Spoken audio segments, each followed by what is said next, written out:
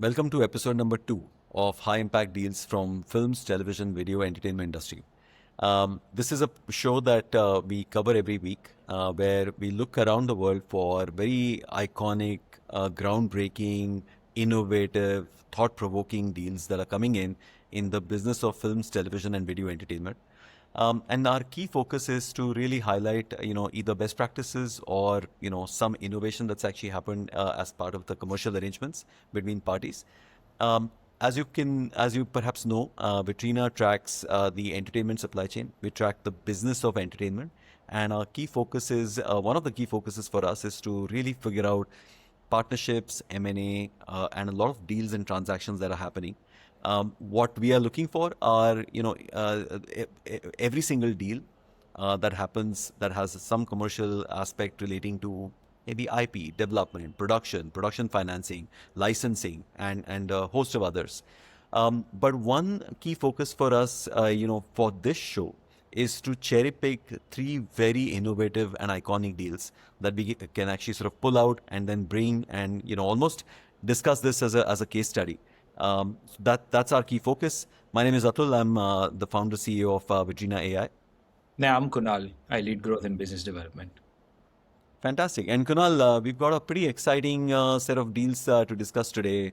I think we are, kind of sort of focusing on 3 fairly large deals that have actually that could have a very big impact within the world of entertainment. Yep. No, it's quite exciting one. You got Samson to start with. So I think this is an exciting one for us, and our team's cherry picked this was one of my favorites as well for the week. For the simple reason that this actually marks a big change in the $9 billion fast channel industry. So, as most of you know, fast channels is really free ad-supported television. These are the channels that you see on your smart TV when you switch it on, and you see a train of different channels that you can actually go and consume. It's a $9 billion annual industry in terms of its global revenue, and it's been very, very fast growing. But, Kunal, I was struck by the fact that, over the last few years, there has been a glut of channels coming in. And a lot of those channels are putting shows as reruns, onto those channels. And I think this one is an interesting one because it kind of breaks that trend, correct?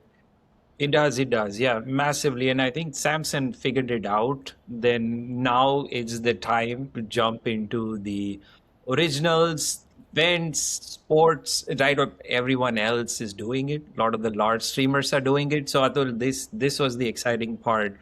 Gotten to a point, they are an OEM, right? Obviously, the hardware, the TVs come from them. They do have Samsung TV Plus. Now is the time to jump into commissioning work.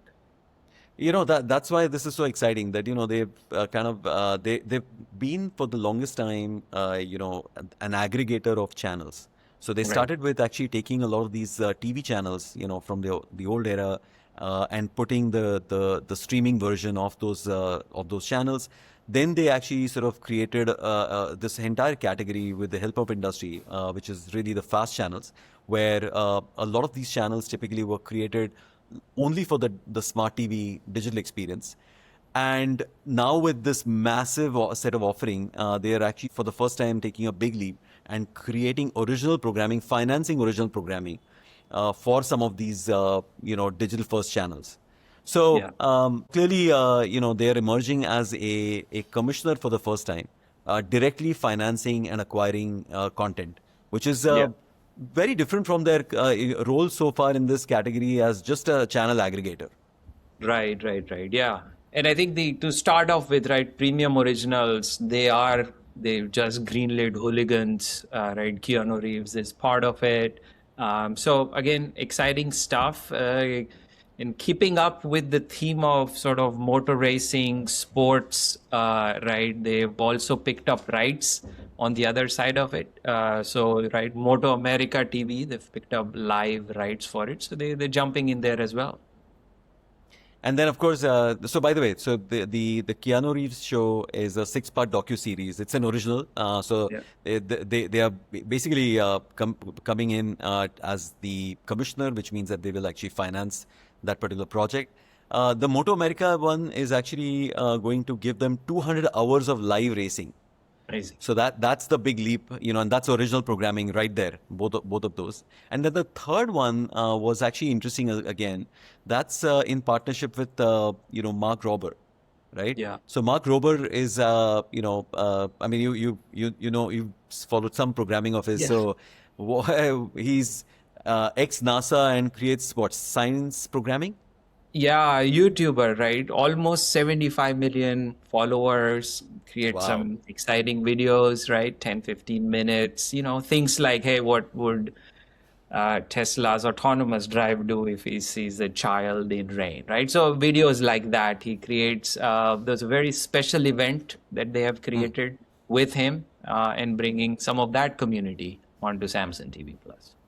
Fascinating. So, just a little sort of a quick mention of the deal makers. So, Salik Brodsky, who's the senior vice president at Samsung TV Plus, and also the global head of Samsung TV Plus. He's actually the lead exec in this particular deal, who's sort of bringing in this whole thought process of commissioning new shows, getting original programming. And then they have a host of sort of partners, for those three sets of programming that they're actually sort of launching. I was actually struck by the fact, Kunal, that they almost are kind of in competition with now other commissioners to finance original programming. Yeah, I see it like direct competition. If you see it in the same space, like Roku, right? You've had fast channels, you had OEMs, right? The hardware business, you're there, and now you're getting into this whole original space. So yeah, it'll be interesting to see how all of those really play out. All right, so that's one major deal that we had to announce. Now let's actually move to the second deal, and surprise, surprise, it's again Samsung TV Plus in the second deal as well that we've cherry picked for this week. But this one is actually in partnership with Amazon Ads and the Amazon's DSP business, which incidentally is now raking in $68 billion for the Amazon group annually. So I mean, they're obviously a very, very substantial and large business inside the Amazon family and the Amazon group. Fascinating. They've done partnerships, similar partnerships with Roku, Netflix, and now they're bringing Samsung TV Plus on it. But yeah, That's right. Yeah, so Amazon DSP now actually powers, not only Samsung TV Plus, which is this new deal that's been announced recently, but also Netflix and Roku. So a lot of the ad inventory on Netflix and Roku is actually powered by Amazon DSP. yeah, Fascinating. I mean, again, I think the big advantage that the Amazon DSP business actually has is that not only are they able to sort of aggregate this massive set of advertiser inventory, but they also have this whole linkage with their e-commerce business, where you can actually sort of directly from the remote control, actually sort of add certain products to cart, right? right. That's and this is That's the Yeah, that's the big leap, right? So, as they call it, native interactive video ads. Right there, you see a pair of shoes. You look at it, looks great. Add to cart. Few hours is on your doorstep via Amazon. So takes away that whole era of QR code friction. Just looking at QR code, right? You put your phone there, take a picture, and then do it. So yeah, just the whole experience is now flawless for Samsung TV Plus users. fascinating. So this one actually, so this tie-up that they've recently announced between Samsung TV Plus and Amazon Ads and the DSP business of Amazon is actually starting with the US and Europe. It's essentially formally launching in July of 2026. So another couple of months. It'll be actually, users will be able to sort of, on their Samsung TV, they would be able to sort of, buy directly and add those products and brands to their cart. Just a fascinating leap, especially on the TV industry and the commerce side. Yeah. And then the other enablement that actually happens is that there is the Amazon AMC piece as well, and the AMC piece is in this particular case the Amazon Marketing Cloud, which is kind of the glue between the DSP business that brings in the ads and then the marketing cloud that actually enables the actual sort of brand and add to cart sort of selection. Right. Right. Yep. Right. Yeah. That's Yeah. kind of like the transaction engine. Yeah. Complete closed loop from here. Right. So yeah, fascinating. That's right. All right. So from that big aggregator of ad inventory, now let's move to another big group that's actually sort of also pushing its streaming business into a new market in a new way. So Disney Plus is actually sort of announced a series of arrangements in the EMEA region. So that's Europe, Middle East, and Africa region. And Kunal, I think this set of partnerships that they have are all regional, and with Right. some of the largest companies and groups in those regional markets. Yeah. And we've been tracking this, right, since July of 2025. Right. So partnerships with ITV, right? You have the latest one is RAI, right? So RAI Collection. There are multiple sort of arrangements that they have done and renewed with ITV. And the whole idea behind is so the thing that we were discussing a little bit, right? So AVMSD, so there's a quota compliance in Europe. So if you are a streamer, right, you need to have at least 30% that is European made in your catalog. That's right. So this helps with the relationships that they have done. But there, Atul, you've seen that there are multiple layers of these relationships, right? Some are next day, right? Some are reciprocal, where Disney Plus originals sort of land up on linear channels. That's right. That's right. Yeah. The Atlas Media Spain deal is a 300-hour sort of library licensing deal. The ITV one is kind of reciprocal, and also is sort of adding linear primetime windows, for Disney Plus originals. You have the whole next day windowing again with RTV that you referenced already. Again, Right. it actually gives them some of the best shows, from Europe, from those local and regional markets that actually are brought into Disney Plus. And then there is some reciprocity where Disney Plus programming could also go onto those broadcasters. So, Broadcaster, yeah. But what struck me was that this is not kind of replacing their sort of original strategy.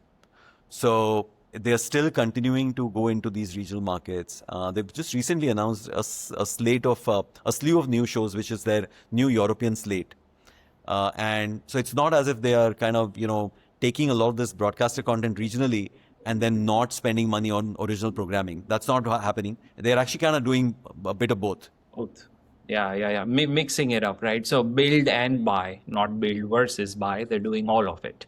That's right. Yeah, just a fascinating, and they're continuing to expand, right? For almost a year now, every few months we see brand new transaction, brand new deal really show up. That's right. That's right. And then, again, what we've seen is that there are other groups as well. I think Netflix and Prime Video have also kind of done regional partnerships with, companies in France and Germany. So I think we're sort of seeing a lot of these global streamers kind of, go into these markets and look for these regional partners. But this is peculiarly European. We've not seen these kind of partnerships in other parts of the world. Europe has been, large global regional players, large global streaming players are coming with large regional broadcasting and TV networks, in the European context. Yeah. Just pretty fascinating. So, All right. So look, we covered 3 deals. Just to summarize, we covered the Samsung TV Plus deal, where they're sort of coming in as a financier of original programming. and that includes live sports, docu-series, as well as, events. Then we looked at the Amazon ads and Samsung TV Plus, arrangement that's starting from US and Europe. And then we actually sort of moved to Disney Plus's arrangement and continuing arrangements with a host of TV networks in Europe. Um, Again, every week we will come in and we will cover some of the biggest, the most groundbreaking, the most innovative transactions in the television, video, and entertainment and films business. This is Vitrina signing off. Thank you so much for joining us today. Thank you.